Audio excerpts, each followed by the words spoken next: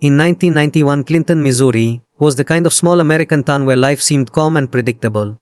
With just over 8,000 residents, it was a working-class community in the heart of the Midwest, a place where people trusted their neighbors, kids grew up together, and almost no one bothered to lock their doors. It was a peaceful corner of rural America, until one April night shattered that illusion forever. On April 4, 1991, a young pregnant woman named as Angela Hammond vanished without a trace from a payphone in the middle of town. That single moment would leave Clinton haunted for decades.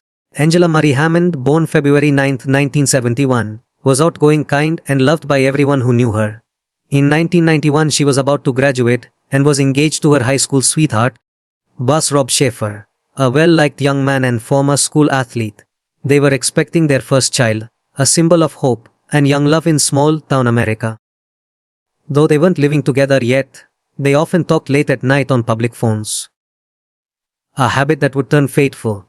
That night, Angela and Rob had spent the evening together, sharing dinner, before she dropped him off at his parents' home. He had to babysit his younger brother, so they agreed to talk later by phone, before going to bed. Nothing seemed out of the ordinary. Around the 10 p.m. Angela called Rob from a payphone downtown, just 7 blocks away from his house. They talked casually about her evening with a friend and about seeing each other soon. Everything sounded normal. Until the night took a dark turn. At around 11:15 p.m. Angela called again from the same payphone, but her voice now carried unease. She told Rob that an old green Ford pickup truck from the 1970s had been circling near her. The truck eventually stopped beside the phone booth. She described the man inside. A bearded, scruffy-looking man wearing glasses and overalls. He got out, used the phone next to her, then returned to his truck and started shining a flashlight inside it, as if searching for something. Rob, hearing this, told Angela to ask if he needed to use her phone. The man replied calmly that he'd try again in a minute. Nothing seemed directly threatening yet, but then everything changed. Moments later, Rob heard Angela scream. The call went dead. Panic set in instantly. Without hanging up, Rob ran from his house, jumped into his pickup, and sped toward the payphone. As he drove, he saw a green Ford truck speeding away in the opposite direction. He swore he could hear Angela shouting his name from inside the vehicle. Desperate, Rob made a sharp U-turn and chased the truck through the empty streets of Clinton. He followed it for nearly 2 miles before his transmission broke, when he tried to cut through an alley to catch up.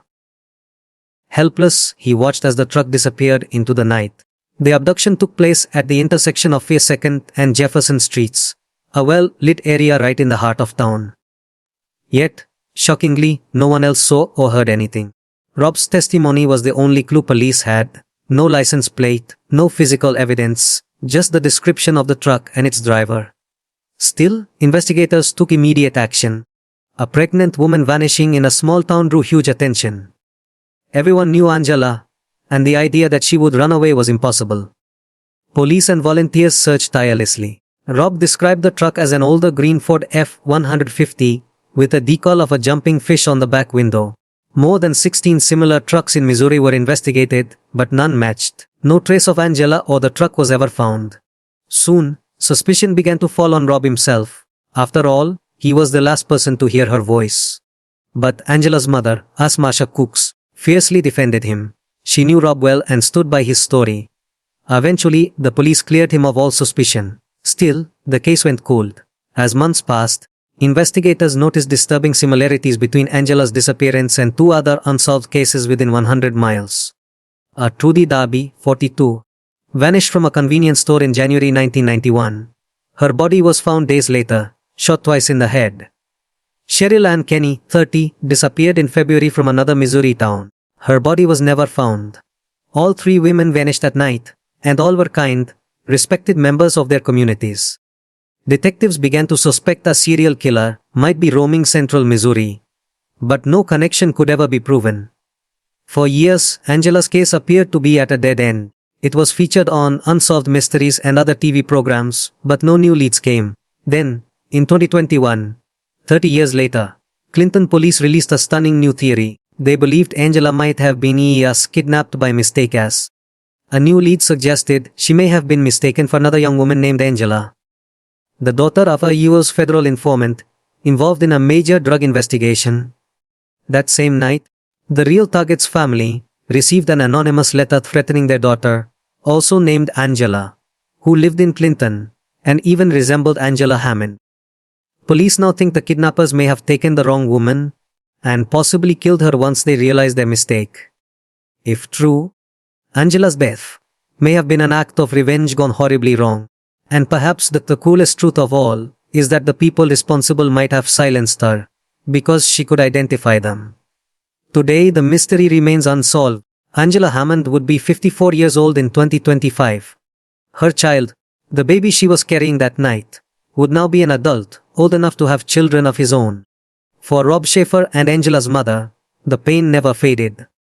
Rob once said he still wakes at night hearing her voice, calling his name from that truck speeding into the darkness. The case of Angela Hammond is more than just an unsolved mystery. It's a wound that never healed. A town that once trusted its quiet streets was left haunted by a single unanswered scream. Decades have passed, but the question remains who took Angela Hammond, and why? Someone out there still knows the truth. Maybe it's hidden in a forgotten memory, a truck long sold, or a guilty conscience that won't rest. Until that truth comes out, Clinton will remain trapped in that April night, listening for the echo of a phone call that ended in terror. And if you ever find yourself alone on a quiet road, under a street light, with nothing but silence around you, remember her story. Sometimes, the most ordinary moments can turn into nightmares that never end. This is Fragments of the Night, where we awaken your deepest fears. Sweet dreams if you can.